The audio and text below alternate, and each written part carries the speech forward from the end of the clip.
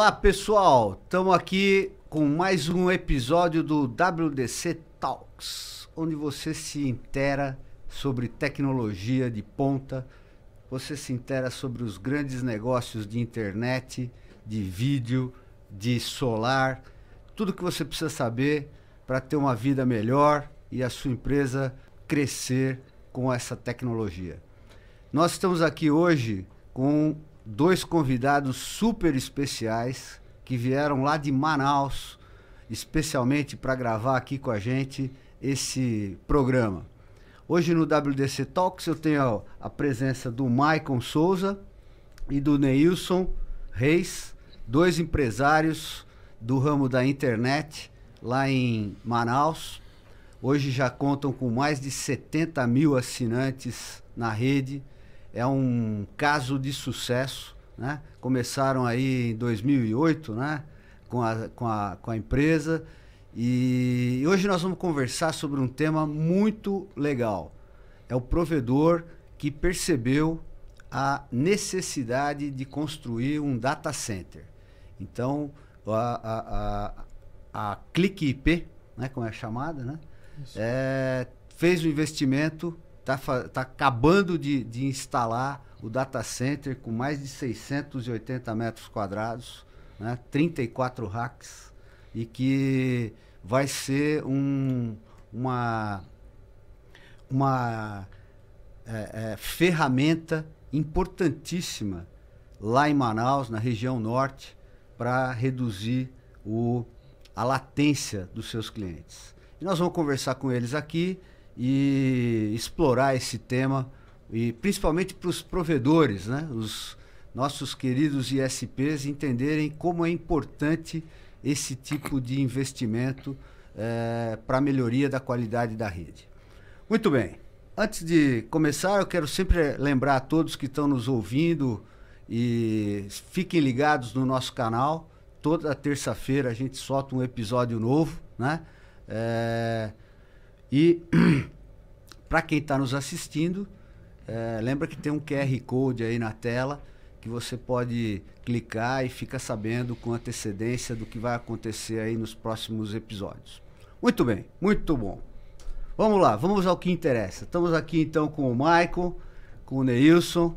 Eu queria que, antes de mais nada, vocês se apresentassem, né, contassem um pouquinho aí da história de cada um, como é que começou nesse mundo da internet, para que nossos ouvintes possam entender o DNA de vocês aí. Primeiramente, agradecer pelo convite, Vanderlei, aí. É muito importante para a gente estar participando aqui participando aqui do podcast. A gente tem uma história engraçada que começou a comprar do WDC há muito tempo. Nossa, acho que foi um dos primeiros fornecedores que a gente começou a comprar. Comércio nacional foi com a WDC. Até mesmo antes de a gente virar sócio, tanto eu quanto o Neilson, a gente já comprava, né, Neilson? Sim. Comprava um produto para vender lá pro mercado lá, né? O Neilson como distribuidor, né? Uhum. Comprava para revenda, que ele tinha uma loja, e eu comprava como provedor de internet mesmo. Para utilizar, né? Para utilizar. Comecei lá no rádio, anteninha. Puxa vida, mais um para denunciar a nossa idade aqui, né? Esse pessoal que fala de rádio e tal, vem aí para denunciar a nossa idade aqui. Na antena de grade, mas comecei em 2007, mas provedor. Ainda adolescente ainda era um provedor menor, bem pequeno. Era menor de idade, né? Era menor de idade, né? Era provedor de bairro, aquele que só compartilhava a internet com os vizinhos. Era o menino da internet. Para pagar a conta, que o cara não tinha... que era para pagar a conta da internet. Aí começou o provedor. Caramba. Lembro que o primeiro ano de operação foi um ano inteiro, só 12 clientes. Meu Deus do céu. Olha mal aí. Pagava a fatura pessoal, da internet. Olha aí, exemplo para vocês aí, hein? Partiu de 12 clientes no primeiro ano para mais de 70 mil agora. Então, eles sabem o que eles estão fazendo. E aí, primeiro ano foi bem sofrido, bem difícil. E depois a coisa melhorou um pouco. E abriu o CNPJ da primeira empresa. Da primeira empresa minha, no caso, foi em 2010. Que eu abri o CNPJ da Interlink. Caramba. E desde aí, passou todo esse tempo trabalhando com internet lá em Manaus. Só que a gente teve um problema lá em Manaus, que o provedor no Amazonas, ele era atrasado do resto do país. Então, a gente tinha problema de link, não conseguia banda. Era difícil para comprar link lá no norte como um todo, né? Tinha pouca oferta, né? Pouca oferta e valores surreais. Eu posso afirmar que não tinha oferta, né? Na prática não tinha oferta. Não tinha, né? Não tinha oferta. Porque você tinha que eventualmente comprar da operadora, né? Local, né? Que estava lá, provavelmente a Oi, né? Chegou-se a pagar por mega R$8.000, depois R$2.000, então não existia oferta. Putz. Era inviável, né? O negócio era inviável, era inviável. Eu brinco assim que a gente vendia o que não tinha. Compartilhava um pouquinho que tinha. Um pouquinho que tinha. Colocava no liquidificador. Batia ali os bits e bytes e entregava pro assinante. É que o assinante também era carente demais de outras opções. Eu ia fazer como, né? Ia ficar na internet de escada, né? Não dava. Né? Na prática era onde eu iniciei, né? Que o meu primeiro empreendimento foi no segmento de lan house. Lan house. Cheguei a ter 8 lan house ali entre 2008 e 2011 ali. E o pessoal usava a internet. E a internet na lan house. Era na lan house, exatamente. Então, como era um ponto compartilhado, em média de 20 a 25 computadores, era a internet que o bairro inteiro tinha, era na lan house. Pra usar, né? Na prática, sim. Aí depois que, com o avanço de tecnologia, essa internet que era utilizada na lan house chegava na casa dele, das né? pessoas. Aí começou a levar com radinho, né? Começou com rádio. O radinho, punha lá uma antena lá, uma Omni ou uma setorial lá e espalhava o sinal, né? Exatamente. Eu sei que a internet veio chegar mesmo em Manaus, acho que foi em 2014, né? Começou a vender lá perto de 2014, por causa da Copa do Mundo, né? Então, teve o Leão de Tucuruí, que trouxe uma PGW para Manaus. Aí foi quando a gente passou a ter oferta de internet de Manaus. Não, agora eu consigo comprar um link dedicado e revender. Né? E aí foi quando o negócio começou a ganhar uma forma, né? Porque a gente estava conversando um pouquinho antes aqui, na realidade, toda a internet que chega hoje praticamente lá vem via OPGW, né? Que vem em cima do linhão de transmissão de energia que tem, né? Só para contar para vocês, né? Explicar um pouquinho. O OPGW, né, é um cabo de fibra ótica que corre em cima do linhão de transmissão, né, junto com o aterramento lá, basicamente, da linha. E lá tem uma fibra ótica, não sei exatamente quantos cabos que tem. E aí você consegue transmitir em grandes distâncias, né? E aí, para chegar em Manaus, a maior parte vem exatamente desses linhões de transmissão, né? Nós vivemos num estado onde não tem rodovia, né? Então você não chega em Manaus por carro. Existe uma rodovia lá que é a pior rodovia do país, né? Então a rodovia é bem complexa. Então, não tem poste também para chegar até lá, né? Tem, mas bem precários. Bem precários, né? A própria Claro que plantou os postes lá e tal. Existe uma rota de fibra ótica nessa rodovia, mas é só uma. Que é aérea. Que é aérea. Tá. Mas era só da Claro, era um monopólio, então ela acabava para compartilhar, né? Ela optou por manter exclusivo por muitos anos, que é uma estratégia do negócio e mantiveram exclusivo. Aí essa realidade mudou com a chegada do Linhão, que trouxe competitividade e aí que no final das contas se abriu os dois caminhos, né? Então hoje na prática Manaus tem 2 rotas de transmissão, rotas físicas. Tá. A rota por OPGW e a rota aérea. Tem uma terceira que não funciona direito, né? Isso, que é sentido Manaus-Boa Vista, que sai pela Venezuela, né? Então, não precisa mais nem dizer nada aqui. Não precisa nem contar o resto. Até para onde ela vai, a gente já sabe o que pode esperar, né? Essa rota ela tinha tendência de criar uma terceira rota para Manaus. Que ia entregar muita qualidade. Isso, iria muito, porque... Tá mais próximo de Miami, né? Teríamos uma rota internacional melhor do que o Talvez restante do que São Paulo. Como se fosse um cabo submarino aí, mas é uma rota... A tendência dessa rota era pra gente ela ser mais estável e até melhor do que a rota para Fortaleza. Ou São Paulo, mais próximo, né? É bem mais próximo. E ela iria por Fortaleza também, para fins de Brasil, né? Seria ela ótimo, iria descer ter mais por uma lá. rota, né? Só que hoje ela serve para levar a internet de Manaus, para Boa Vista. Na prática, para Rondônia, para Roraima como um todo. Agora, me fala um pouquinho, né? Vamos explorar um pouco. Quer dizer, vocês foram crescendo, né? Pelo que eu entendi, o número de assinantes, depois que entrou com FTTH, né? Com fibra para o assinante, né? E aí, O que levou vocês, né, a tomar a decisão de construir um data center lá em Manaus? Quer dizer, onde que foi deu o clique, não o clique IP, mas o clique de fazer a construção do data center? Na verdade, começou... De novo, a gente não tinha internet. Uhum. Não tinha internet e viajava, participava de eventos aqui, vinha para a Brint aqui em São Paulo. E começou-se um movimento, na verdade, começou a conhecer o movimento que já existia de ter CDN local, de ter conteúdo local, para baixar o custo do mega, de você ter os servidores lá, Google, Facebook, Netflix, semanal, essas coisas.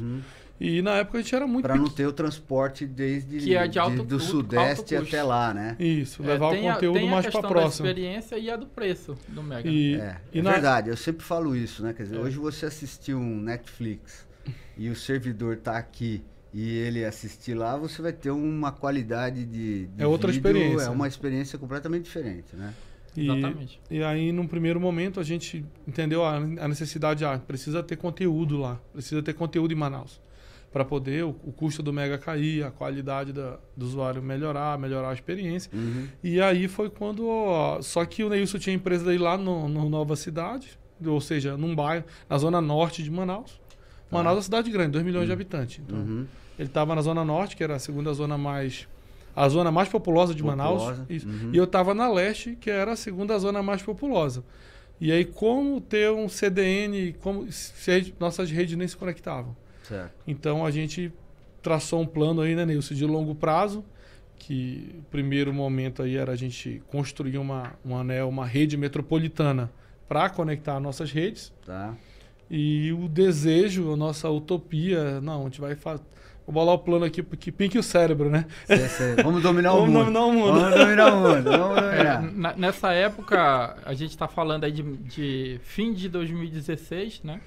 Quando a gente iniciou esse projeto. E aí, posteriormente, esse projeto entrou em produção ali no final do primeiro trimestre de 2017. Tá. E ele consistia só numa parceria inicial para a gente conseguir alcançar...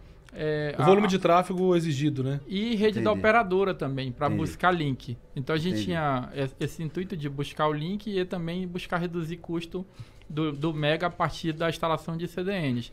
Aí a gente conseguiu colocar essa rede de produção. Na época teve um sucesso bastante interessante. A gente passou a ser reconhecido como o melhor serviço, o serviço mais estável. Legal. E posteriormente a gente foi alcançando de fato esses CDNs. Hoje a gente conta com todos os principais aí, Netflix, CDNs, Google, toda essa turma aí. E aí ao passar a ter esses CDNs, inicialmente o intuito nosso com a questão do data center era para hospedar essa infraestrutura que a gente entende de muita importância para a operação como um todo, para a saúde da operação, que ali a gente entende que é um ambiente de missão crítica. Tá certo. E aí buscamos o que fazer. Inicialmente pensamos num data center que seria só para a missão crítica do nosso próprio uso. Porém, com o movimento que a gente percebe de mudanças, né, da questão do tráfego, da importância que está existindo hoje o conteúdo ficar próximo do cliente para fins de melhoria da experiência, a gente no caminho de idealizar ali por volta de meados de 2020, né, a gente optou por tornar, aumentar na verdade, um pouco maior, para você poder oferecer, por exemplo, tornar o investimento cloud aí, né, nuvem, né, para tornar o investimento serviços, robusto. Tá. Né? E aí o investimento passando a ser robusto, a gente passa a ter, na verdade, não um data center exclusivo nosso, mas sim um data center comercial, seguindo normas internacionais, com o intuito de buscar, inclusive, certificar posteriormente a conclusão. Legal. E é bacana porque foi nessa época que a gente também começou a interagir com vocês, né, para fazer o projeto, né, a WDC fazendo o projeto, né, junto para chegar nesse tamanho e nessa configuração que vocês estão, né? A gente começou a entender quando a gente sentiu a necessidade, agora está na hora de fazer um data center. É interessante que a gente virou sócio para construir a rede E já era desejo, uma utopia lá, ser provedor pequeno. Nossa, a gente era muito pequeno.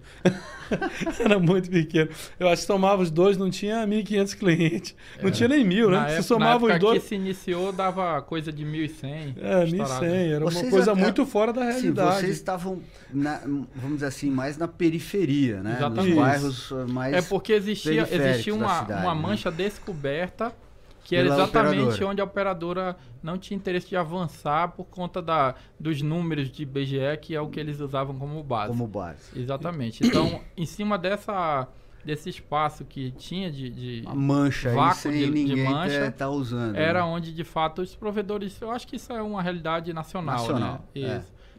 Quando não era nas capitais, assim, né? Quando não era nas capitais desse jeito, no interior se repetia a no mesma interior receita. Ainda a concentração é até menor, né? Então a operadora tem um problema mais sério aí para levar banda larga. Isso, né? e em Manaus vai com o celular, né? Com o móvel, né? Mas a banda larga é mais difícil, né? Então, chegou lá em 2020, a gente decidiu, não, agora acho que a empresa, a gente cumpriu a missão, já está com os conteúdos aqui. A rede já tinha um volume de tráfego razoável. E aí a gente, não, agora vamos fazer o data center. Tá. E foi engraçado que a gente começou a rodar o mercado e aí decidiu montar, assim, bater o martelo e montar o data center após um vídeo da WDC. Que a gente tinha colocado aí, mostrando um dos data centers. Tinha instalado no interior de São Paulo. No interior, né? Em Limeira. Isso, acho que foi talvez o primeiro ali na Net Telecom, se não me engano. Network. Network, exatamente. A gente voltou depois do nosso data center já comprado e tal, a gente visitou lá, foi lá. Não, vamos lá olhar. Legal. Vamos lá, o que inspirou a gente a construir o nosso aqui. E é um data center, né, no padrão de qualidade para você poder receber qualquer tipo de cliente, de visita, mesmo um cliente internacional, né, que tenha normas, né? A gente segue todas as normas, né? Então, eu acho que vocês vão ter, talvez tenha sido essa a ideia, quando a gente olha para o Brasil, né? Você não tem nenhum grande data center na parte nordeste e norte forte, né? Agora tem mais, anunciaram aí que vão construir um hyperscale no nordeste, né? Mas lá no norte não tem ninguém com esse tipo de serviço, né?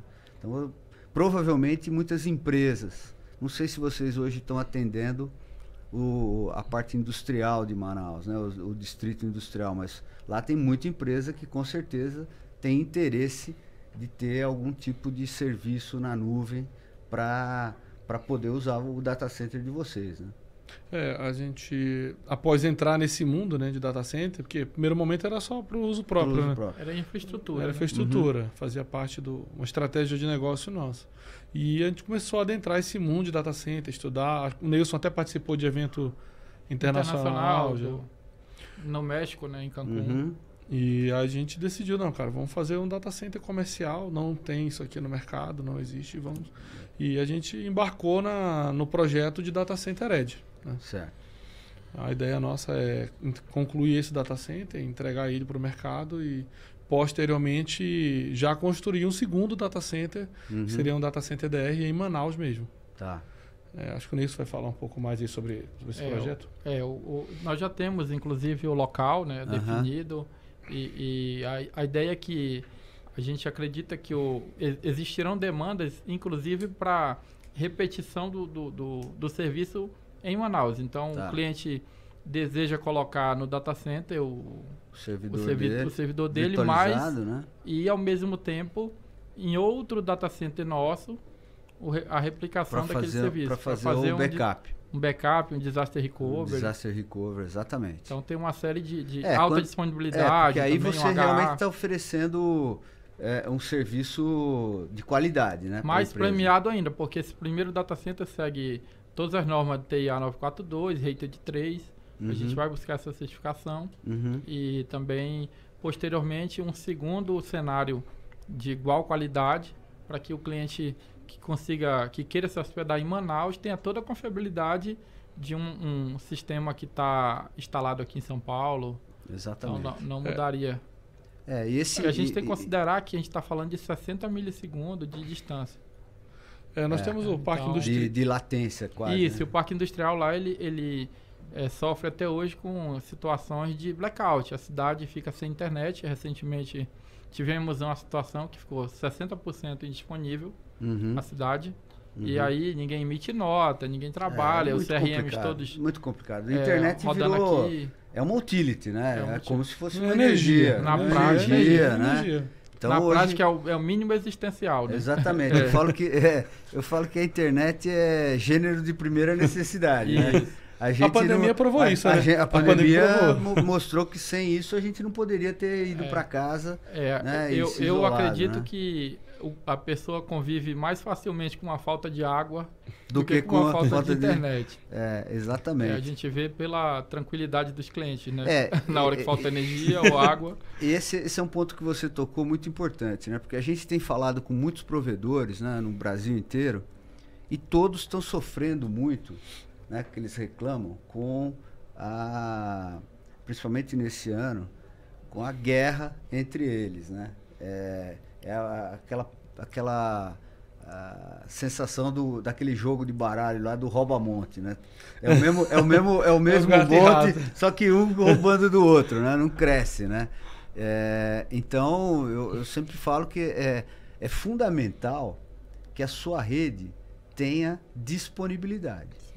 Acho que é a coisa mais importante hoje. Se alguém falar, me dá um conselho, como é que eu faço para não perder cliente ou crescer, que a sua rede tenha qualidade, que tenha disponibilidade. Porque no momento que você fica fora do ar, você está abrindo a porta para o concorrente. Né? Roubar o monte, né? Roubar o monte. Ele vai lá querer roubar o seu monte, não tenha dúvida. Então, acho que esse é um ponto importante, né? Quer dizer, quanto mais qualidade você tiver, e não é só do equipamento lá, mas a rede como um todo, né? A parte de postes, de você ter uma qualidade de conectorização, tudo isso vai influenciar. De energia também, né? Sim. Que é outra coisa importante, né? Quer dizer, hoje vocês também estão numa região que é sujeita à queda de energia, né?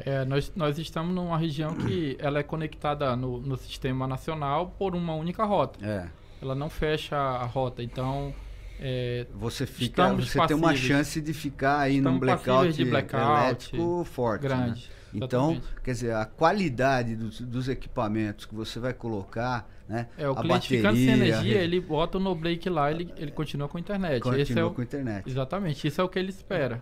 Porque eu brinco, né, que o FTTH, né, quando a gente falava do Fiber to the Home, ele trouxe uma realidade que da central, né, da onde vocês distribuem o sinal até chegar na casa do cliente, não tem nada de ativo. Tudo é passivo. Tudo é passivo, então não precisa de energia, né, na transmissão. Basta as pontas. Só as pontas é que precisam estar energizadas, né? Então isso faz uma diferença tremenda daquilo que a gente via no passado.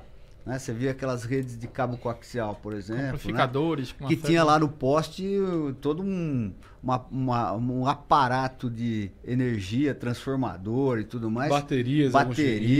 E você está sujeito a ter um problema grave aí na rede, né? Agora, quando é FTTH, não. Você tem passividade total na transmissão e você não tem problema nenhum de queda de energia no meio, né? E esse contexto se repete no data center também, né? Exato. Data center tem toda uma lógica de N+1, né? Um sistema completamente seguro, redundante. Seguro, né? Se um falhar, você tem o outro que entra automaticamente, gerador, né? Se não tiver energia de né? concessionário, você tem um gerador, então... Realmente... Sistemas de combate a incêndio. Você tem que ter toda uma segurança também. Tudo remete a parte de você garantir que ninguém vai invadir lá, né? Com o dado do teu cliente que você vai vender, né? Controle de acesso. Controle de acesso, exatamente. Hoje, tu comentaste que a gente já atende essas empresas lá do distrito, né? Em Manaus. Que é a Zona Franca de Manaus, que é o Parque Industrial nosso. A gente já atende algumas, atende. Acabou não entrando... A gente tem uma carteira de corporativo que é razoável. A ideia é que com o data center, essa carteira... Você consiga levar Consiga avançar, né? Avançar nisso, né? É o que eu sempre falo. Quer dizer, quando você olhar para o cliente corporativo, primeiro você vai ter um ticket médio muito maior, né?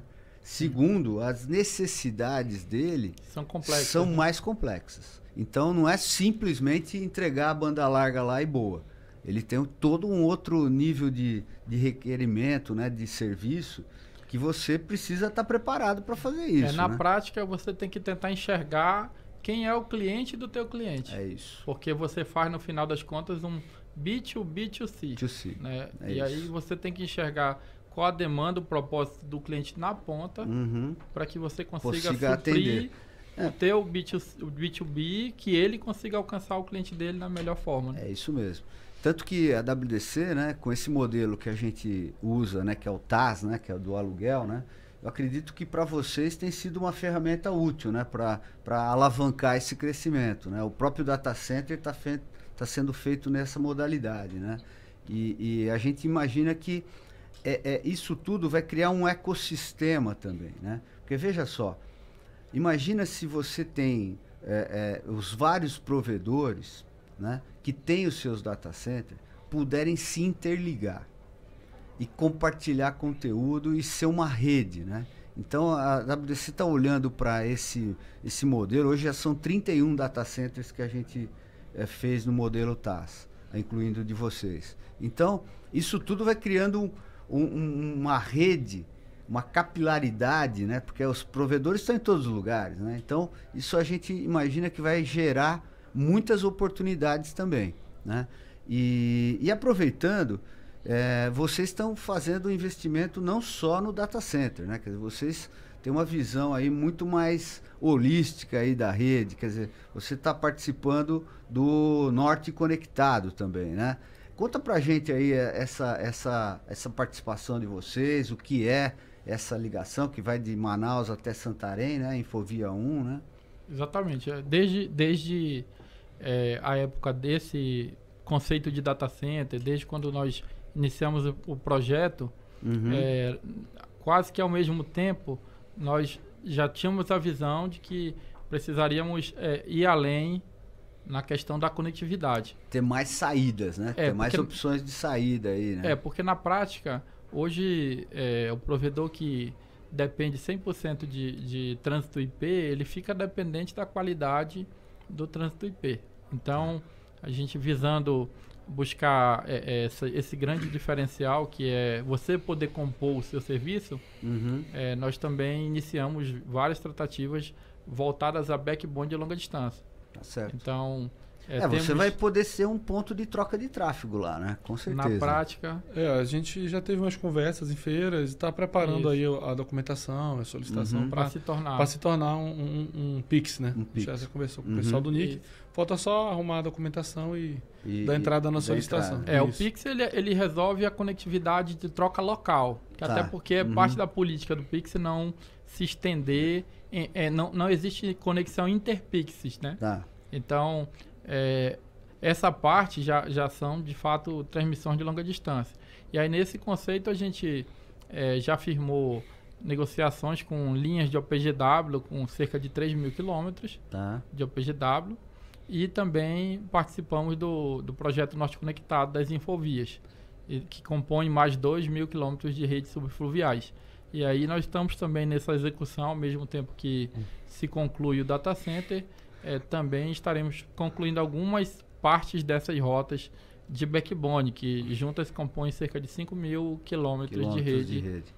Que para o ramo de backbone de longa distância, existem players aí no mercado há anos que não tem 5 mil quilômetros de rede. Tamanho de rede, né? Não tem 5 mil quilômetros de rede própria, com eletrônica própria, com fibra ocupada exclusiva, com camada ótica, com transmissão. Boa parte... Esse mercado ele é muito composto de trocas, né? Claro. É um mecanismo importante a troca, porque para todos terem essa infraestrutura seria muito ineficiente. Então, de fato, é interessante que existam as trocas. Uma cooperação, né? Uma cooperação na longa distância. Pelo que eu entendo, nesse projeto do Norte Conectado, vocês estão como parte de um consórcio. Né? São mais empresas que estão fazendo a construção dessa rede. Essa rede vai passar embaixo do leito do rio, né? Na prática, a construção ela é toda feita por verba pública, né? São verbas remanescentes do leilão 4G, verba do leilão 5G também. Está sendo revertido para a sociedade. Esse é um projeto de Infovias, é um projeto bilionário, né? Então é 1,34 bilhões previsto para investimento na região norte como um todo. E ele é feito um modelo chamado operador neutro, do qual empresas participam do processo, são classificadas e participam de um consórcio para utilizar o recurso em troca de mantê-lo, né? Na prática é isso. Legal. E vocês estão indo além, né? Quer dizer, vocês estão construindo o seu próprio backbone também, que vai lá de Porto Velho até aqui, Araraquara, no interior de São Paulo. Né? São mais de 2.000 quilômetros, é isso? Exatamente. Esse já é na questão de realmente de um IRO, né, de OPGW, do qual a gente, nessa rede, são 2.450 quilômetros. Nossa, muita coisa. E a gente vai equipar com DWDM, com 48 canais, capacidades, transmissão de canais de 100 a 200 GB, até 400 GB em transmissões de menor distância. Então, e esse é um investimento de vocês, né? Quer dizer, não tem ninguém junto, quer dizer, vocês vão ter essa rota daqui até lá. Esse recurso é exclusivo da empresa. Nós temos nessa rota o contrato de uso do recurso e toda a parte de infraestrutura de estações novas que estão sendo criadas, todas são de investimento próprio. Exatamente. Muito bom. Maravilha. Eu vejo aqui... Fez uso do recurso, né, para financiar a eletrônica, isso, né? Parte da eletrônica foi feito uso de um financiamento de uma linha voltada à inovação, que usa recurso do Funtel. Tá certo. E parte considerável está sendo bancada do Caixa. Tá certo. Muito interessante. Esqueceu de falar que lá tem TAS também. Lá tem TAS também, claro. É importante, exatamente. Claro, a parte de DWDM toda aí, né? Quer dizer, de construção as estações. As estações, vocês têm aqueles racks, né? Inteligentes, Racks inteligentes. Nessa rota a gente conta com 13 racks inteligentes e as outras 9 estações contam com toda a inteligência do rack sem a parte de climatização. Então, lá no ambiente que vocês estão lá já tem climatização. Já tem climatização em 9 estações. Então a gente pegou toda a inteligência dos racks inteligentes e colocou em racks convencionais. Puxa. E nas outras 13 tem o conjunto completo. Desde sistema anti-incêndio, a parte de ar-condicionado redundante, de precisão, todo o sistema de corredor quente-frio. E você também tem o gerenciamento remoto disso. Por isso que eu optei por pegar a inteligência e colocar nos demais, que aí eu tenho uma solução fim a fim nos 22 sites com essa parte de IoT completa sendo unificada ali a gerência. Nessa rota de Araraquara até Porto Velho, vocês vão ter esses 22 sites aí. 22 são sites. De repetição, né? De repetição de sinal. De repetição de sinal e alguns de abertura. 17 deles também são pontos de add-drop, que a gente chama, que é onde você pode... Para provedores. Você pode abrir o tráfego nos 17 estações, das 25. Que legal. Muito interessante. Pessoal, mais uma vez aí, né? Quer dizer, é a WDC com modelo de TAS, né, de locação, providenciando, né, ajudando, alavancando investimentos de grande porte, né? Que eu imagino que esse tamanho de investimento aí é muito grande, né? No data center, se eu não me engano, já passa são quantos? 16 milhões, é isso? 16 milhões no data center. Né? Lá o data center é composto desde construção civil até a parte de soluções voltadas a data center, aquisição de terreno. Tudo isso, né? Tem toda uma estrutura também de redende dentro do data center. Vai ter uma estrutura completa de redende com rebaixamento, parque de antena, rebaixamento de sinal. Hoje vocês já estão oferecendo TV junto com... Solução pronta, né? Só não entrou em operação porque está nessa dependência de finalizar o data center e ativar o parque de antenas. Porque a gente entende que a TV é algo que não pode falhar. Se o cara tá assistindo. Não, se tá assistindo futebol e cai. Aí ele morre. Se o usuário da internet já é pouco resiliente à falha, imagina um corintiano que nem eu lá tá assistindo, ele vai morrer do coração, né? Ele vai quebrar a televisão, né? Aí por isso a gente optou por fazer uma infraestrutura de parque de antena para trazer o sinal via satélite. Exatamente pela dificuldade que é o backbone. Você não tem para chegar lá, né? O backbone é uma dificuldade. A gente fala que o Brasil, muitas vezes, né, o brasileiro, né, não entende as particularidades de cada região, né? A região norte tem um desafio logístico que é incrível, né? Nós atendemos 15 cidades no Amazonas e mais 3 no Pará. Tá. Dessas cidades tem localidades que, por exemplo, Silves é uma ilha no meio da selva amazônica, com cerca de 400 quilômetros de distância da capital, e que a gente conecta com capacidade de 2 gigas lá, via radiolicenciado, né? E a cidade é com FTTH. Então, tem oferta de banda de alta capacidade numa cidade... Uma cidade deve ter completamente remota. Pequenininha, né? Cerca de 15 mil moradores. 15 mil, mas acho que deve dar uns 4 dentro da cidade. Que muita gente vai para... mora mais zona rural, né? Zona rural. Muita gente também vai para passar fim de... as dificuldades aí da região norte, Amazonas, a Amazônia como um todo é enorme, né? E vocês são aí pioneiros aí, são inovadores, né? Então, eu acho que assim, cada vez que eu falo com um provedor, você sabe, eu viajei 50 mil quilômetros de caminhonete conhecendo os provedores. Só não foi na Amazônia. Não consegui chegar lá.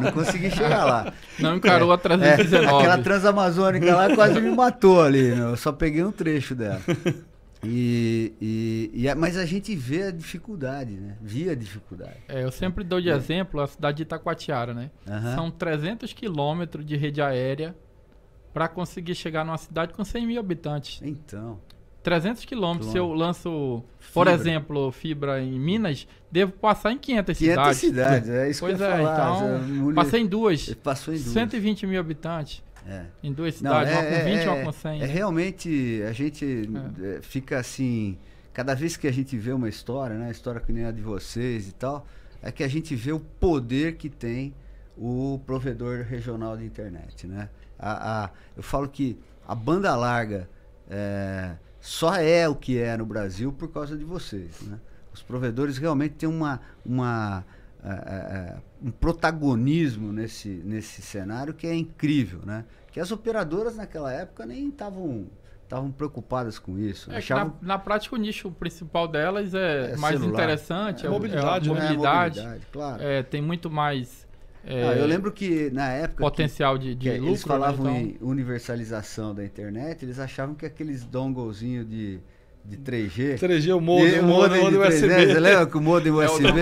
Aquilo ali ia resolver o problema da internet no Brasil. Eu falei, puxa vida, meu, que falta de visão, né? Mas é isso, né?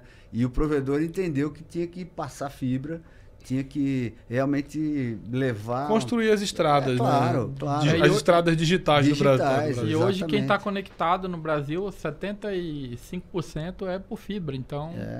Tá um sucesso grande. Se somar na todos os provedores de internet com fibra, né, são muito maior do que qualquer outra operadora, né? Então isso já representa mais da metade do mercado. Mais da metade. Então é um case mundial isso, né? Que a gente olha e fala assim, puxa vida, chegar com fibra ótica lá no Amazonas, né? É muita coisa. Hoje mesmo eu recebi um comparativo, a gente está bem até em comparação aos Estados Unidos. Sim. Eles têm 25% de acessos em fibra. Né? Lógico, tem muito mais, eles já têm muito mais densidade em volume, né? Que a gente está com 46 milhões de acessos, eles estão com 128 milhões de acessos, é uma população de 50% a mais que a gente, só que... Fibra ótica em si, a gente está muito adiantado. Então, é que é uma história anterior. É a história de que eles começaram via TV a cabo. Né? O PayTV era muito forte. Eles têm uma rede de legado muito grande. Esse era o legado, né? Então, os postes eram das operadoras, né? E não aqui, que os postes são das concessionárias de energia, né? Então você tem uma situação diferente. Para passar fibra lá, você vai ter que cavar e passar, usar a via para chegar lá, né?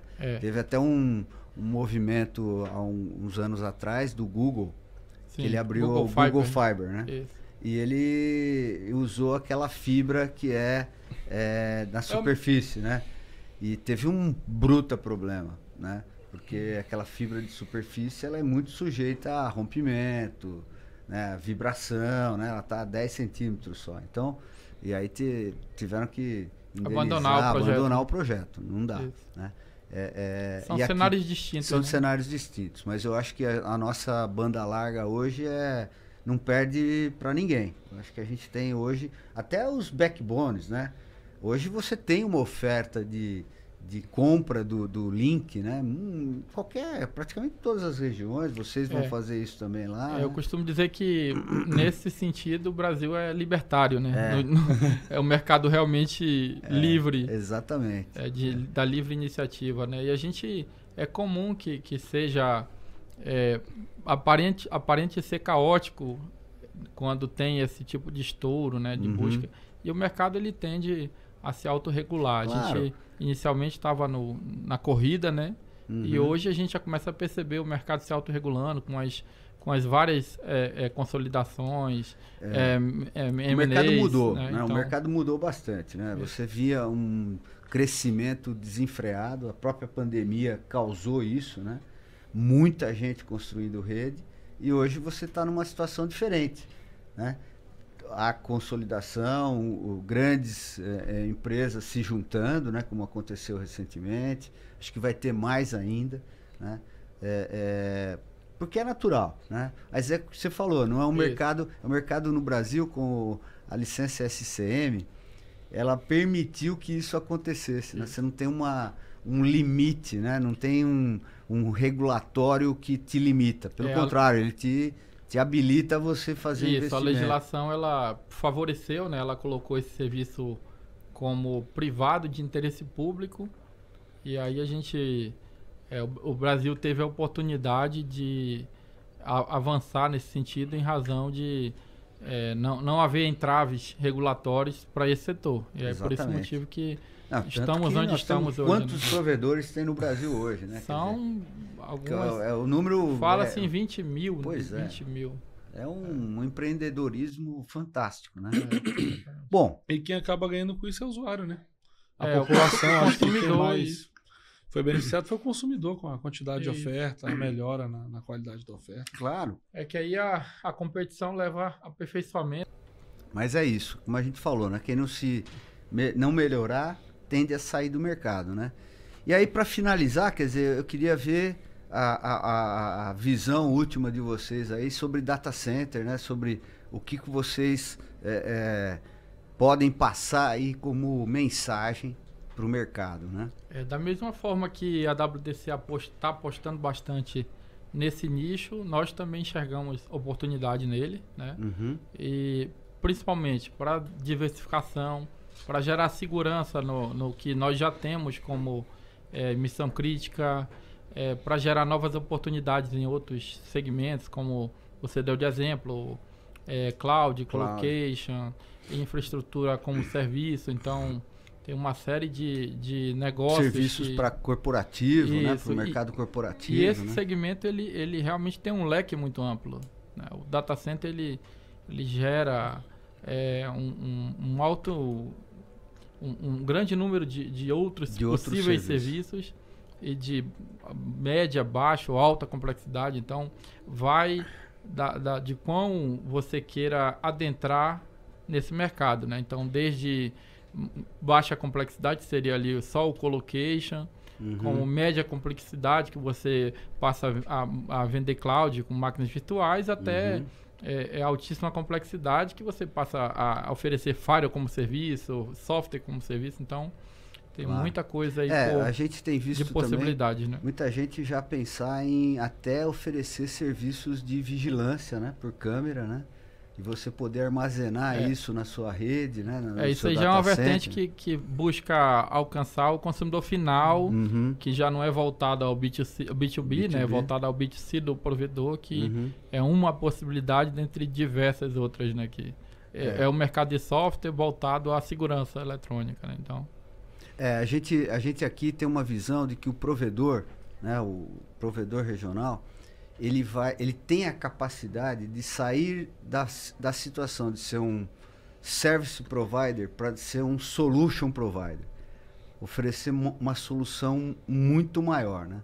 É no momento em que o provedor tem a visão de que ele precisa avançar para dentro do cliente dele. Passar do modem, passar da porta, né? Pular o muro. Sair da WAN. Sair da WAN e entrar na LAN. É isso. Sair da WAN e entrar na LAN, né? É isso aí. Aí sim abre para vocês um espaço muito maior. A gente entende que... E aumenta a responsabilidade. Claro.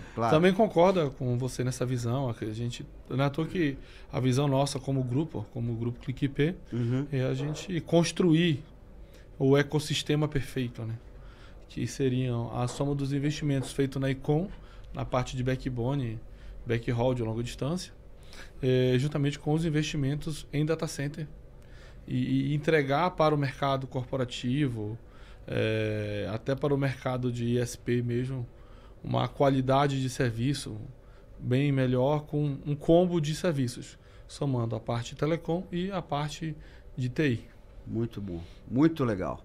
Excelente, pessoal. Estamos aqui finalizando esse podcast aqui do WDC Talks.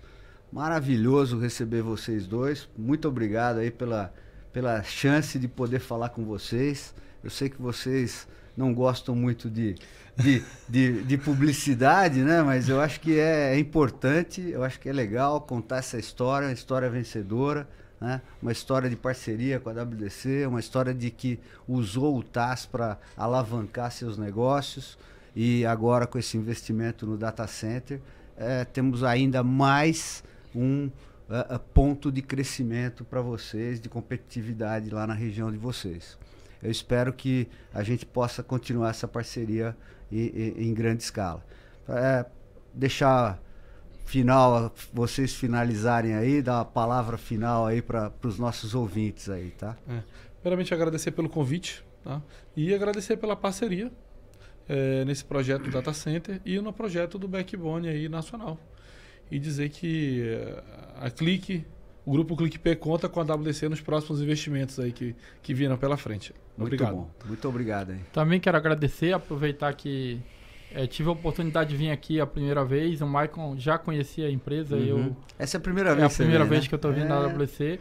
Já duram mais de 10 anos a parceria, né? Desde quando eu comecei lá na distribuição, comprando para revender. Lá os rádios Ubiquiti, Microtics e afins, né? Até os dias de hoje, que a gente já consegue agora fechar grandes negócios com fibra, buscando escala, buscando realmente uma diversificação e assim, a gente fica muito feliz de estar aqui hoje e agradecer essa oportunidade. Muito obrigado, pessoal. Muito gostoso falar com vocês, contar a sua história. E aproveitando aqui, eu queria agradecer os nossos parceiros aqui do WDC Talks, que é a Logitech, a LG, a Shure, a Yamaha, que nos ajudaram a montar essa sala, esse ambiente para receber os nossos convidados. Fiquem ligados, tem muita coisa para vir aí nos próximos episódios do WDC Talks. Até mais, pessoal. Até a próxima. Até logo. Obrigado. Tchau. Valeu. Obrigado.